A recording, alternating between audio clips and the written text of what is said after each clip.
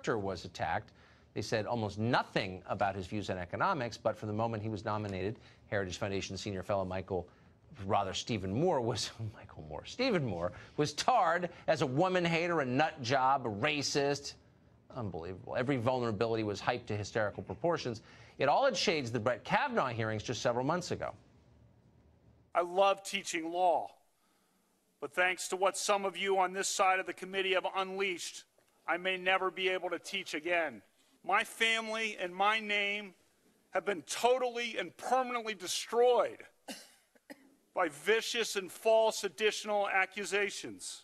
The Swetnick thing is a joke. That is a farce.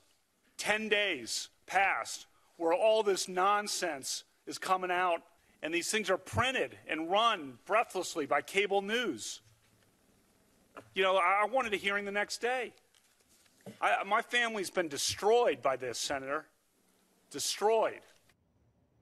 Yeah, and he's not the only one. A lot of people have been destroyed by the left in the last couple of years. Kavanaugh made it through. Steve Moore hasn't been so lucky, but we're happy to have him on this show anyway, or maybe especially now. Stephen Moore is the author of the book Trumponomics, and he joins us on set.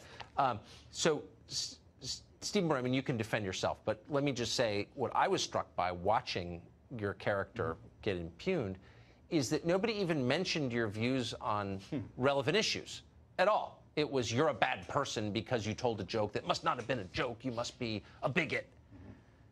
I was fascinated to see that CNN, where you worked up until about 20 minutes ago, leading the charge against you. How does that work? Well, first of all, let me just say that, you know, I'm bummed out today because I hate quitting. I'm not a quitter. Yeah. And so I'm sad about that. And people, by the way, all over I'd be in airports, I'd be at, you know, at the restaurants, and people would come up to me. I mean, people were so great to me about, you know, don't let these jackals get you. They are jackals. And what surprised me, Tucker, and look, I'm not playing the victim here, because the truth is I have said a lot. I have 2-mile-long paper trail. I've given 500 speeches and written a lot of articles, and I've said things that are impolitic and things that actually... Did you tell a joke? Did you make the mistake of telling a joke? Almost damn you for telling almost all of the things that were jokes. Look, I'm not saying that everything I've said, you know, some of the things I've said are stupid, and I wish there were a statute of limitation on stupidity, because some of these things were 20, 25 years old. Who cares? But here's the point. I had hoped, you know, I was excited about this because when Trump asked me to do this, I'm like, this is great. I will have this ability to really talk about the economy and the amazing things that we can do if I'm at the Fed. And it never even came up. I mean, the left understood from the first couple of days, because they did surveys of the senators. The Republican senators love, you know, my economic views and so on. And that's when they launched this character assassination. But I don't understand. By the way, let me just say one thing. Yeah. They went into the most amazing thing.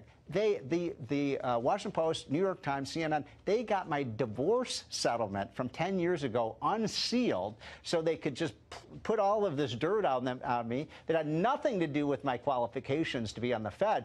As I've said 100 times, I'll debate anybody on the economy and what we should do and what the best monetary policy is. It almost never came up. The White House never should have given in to this.